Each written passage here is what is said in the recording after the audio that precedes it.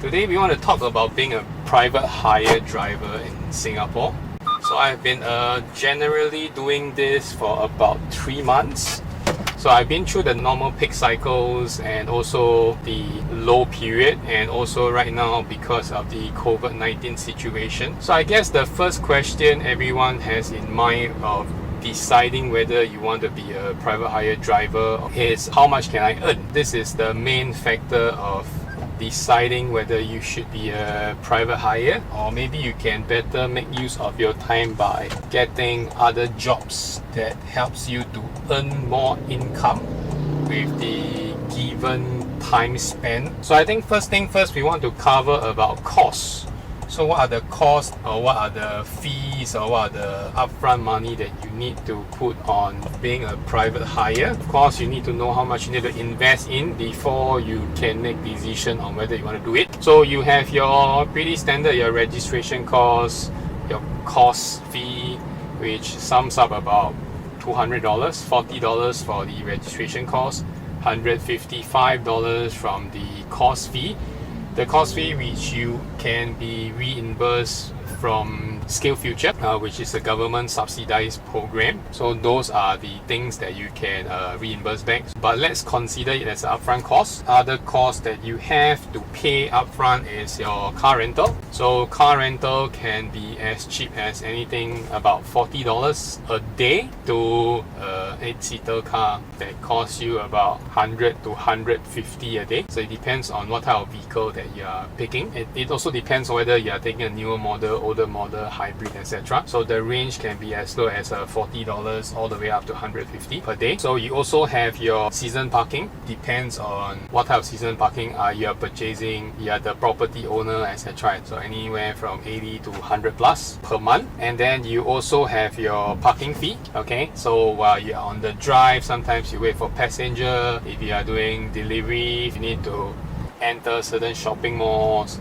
certain parking space. Okay, those sums up. You give it an estimate of about $5, $10 a day. Let's put it at $5 a day. At times it might go up $10. Your ERP included. So ERP maybe another $5 a day. So that's an additional 10. 5 for parking, 5 for ERP daily. And you also have your petrol. It depends on what car you drive. It varies from model to model, depends on how fuel efficient your car is. So I'm driving a hybrid car. Generally a hybrid car can clock about plus minus 20 kilometers per liter, and a non-hybrid car or older model vehicle, let's say it's 50% fuel efficiency compared to a hybrid. And it also depends on your car capacity, weight and class, etc. So we assume a non-hybrid car, a traditional full petrol car, is about 10 kilometers per liter. So we put it as a standardized sort of calculation for ease of calculating. So you also have other miscellaneous fees that you might not be able to predict. Okay, so what are they? First thing, you have your fines, right? So sometimes you accidentally park at the double yellow line, you got caught, or maybe like me, got 2 fines within this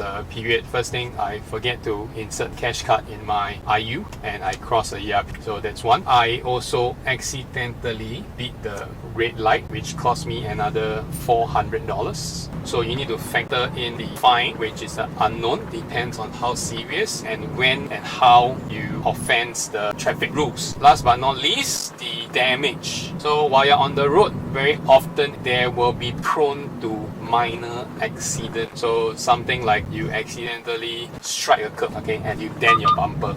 Unfortunately, I have my fair share of damages. So I make a reverse. I didn't notice the hard object and then I bang it onto it. And you can see from the picture itself, the damage cost me about $800 to fix. And I also broke the rear windscreen by reversing into a multi-story car park, as you can see in the picture. The full cost, I'm not sure, I guess it's a few $100, but I claim it from the insurance. I paid about $107 for the windscreen, and I also paid the $20 for replacement of the private hire sticker on the windscreen itself. It's non-transferable. So these are the factors that you need to consider. Now we have gone through all the cost factor, and then we also want to do a basic calculation. So by knowing the cost, you will be able to find out your potential earning. So we also know that potential earning minus cost equals your profit. So at the end of the day, being a private hire is all about making extra cash, right? So no one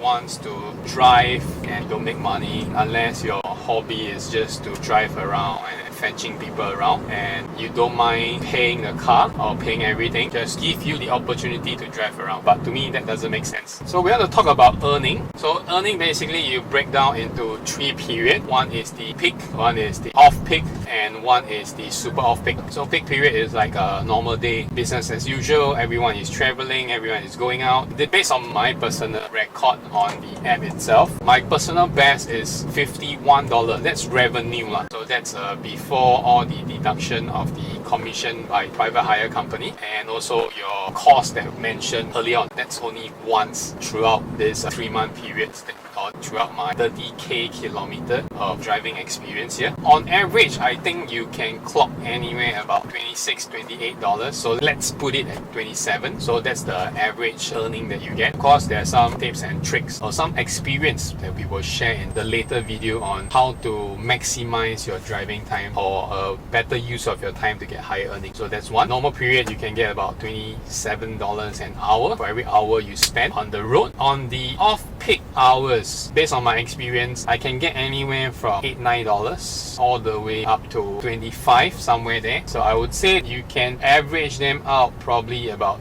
$20, $21. So let's put it on the high side, $21 an hour. So that's the low peak timing. And then during the circuit breaker period, which is the super off, I would say that that's the worst that you can ever see. On average, is 0. If you are lucky, you get like a $18 trip within that hour. So I would say that if you are working efficiently, you can get probably $10 an hour. $10 per hour is just purely based on passenger ride. We are not talking about any other like parcel delivery or food delivery or other delivery form. We will put it on the next video to give an in-depth experience sharing. Putting that in mind, basically you can also factor in your journey, your trip, or how many kilometers you have clocked within a work day to understand your petrol consumption. So early on, we also briefly mentioned a hybrid car generally clock 20 kilometers per liter, non-hybrid plus minus 10 kilometers per liter. Based on that, if you are driving on an average day, based on my track record, the slowest speed drive within an hour is 24. The highest I see clock on my speedometer here. They have a trip meter which helps you to calculate average speed. Based on this, and the highest is 38 kilometers per hour. Based on that, let's say we take an average 24 to 38, which is 24 plus 38, 6 by 31. So the average speed is 31 kilometers. So just for easy calculation, we round up to the nearest 10. So 30 kilometers an hour. So that's how much you travel. It depends on how long you want to work in a day. So you can work anywhere from 2-3 hours a day or all the way up to 20 hours a day. Now we know the average cost. We also know about average speed or the distance that we can travel. Also know the potential earning between different periods. What we can do now is just do some calculation. Assuming you are doing 8 hours job, okay? Just like your office work. So by factoring 8 hours, you would know how much you can travel. So just now we mentioned on an average you get about 30 kilometers per hour, right? So you use 30 times 8, you get 240 kilometers. So on average day you travel about 240 kilometers, and if you divide by the fuel efficiency of your car, hybrid car, I will divide it into 20. So basically I'm using 12 liters of petrol a day. I multiply 12 by the current petrol rate. It depends on when and where you purchase the petrol. So I'll put an average 95 unleaded petrol at probably $2. So my daily fuel cost is about $24. So I have my fuel cost at 24. I need to find out my rental cost. So I rent a hybrid car, a 6-seater Honda Freed. Cost me $75 a day, and I factor in my season parking, which is $80 a month. So in a day be $260. So it's $260 plus my rental, 75 plus my fuel cost, which is 101.6. So let's do a whole number again. So it's about $102. So in order for me to earn this $102 $2 back. So it needs me how many hours? So we can do a reverse engineering. Early on, we found out the different period and the different earning potential per hour. We would say that the super bad time is a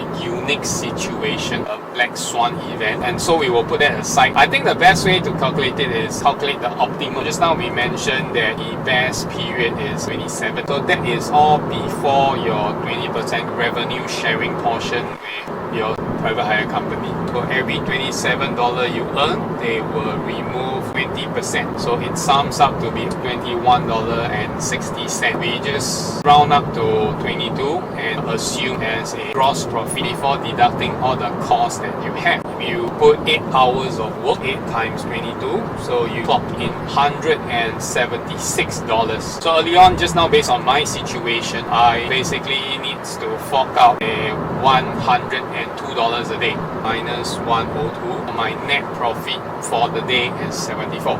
That is before all unknown that we talked about earlier, your fine and your damage and some other stuff. I think we also left out the cost factor of ERP and also your parking, so which is another $10. So we need to deduct the $10 off. So at the end of the day, you will only take back $64 a day. Basically, if you work 5 days work week, 1 week you will net in $320. Then if you do that for 4.5 weeks, which is almost a month, so your net earning will be $1,440. So that's the potential earning I would say that you can get. But typically, full-time private hire driver will drive anywhere between 10 to 14 hours a day. This is the expected hour you have to put in. So we just take the same assumption factor in for 14 hours times your revenue of 22 an hour, $308 a day. So that's your revenue. So your cost, 30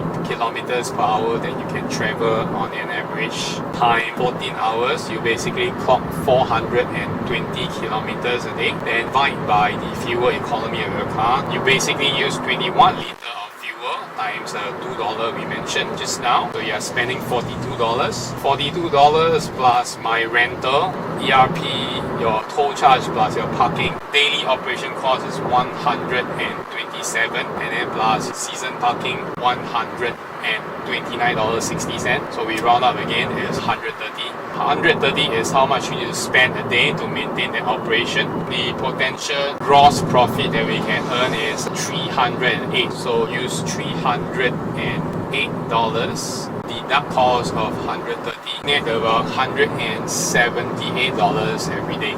Multiply, same thing, let's say you work 5-day weeks. A week you probably net in $890. You multiply by 4.5 weeks for a month. So $890 a week multiplied by 4.5 weeks, which is about a month, gives you $4,000 plus minus for being a private hire. So but you need to put in really hard work. Oh, I got a job!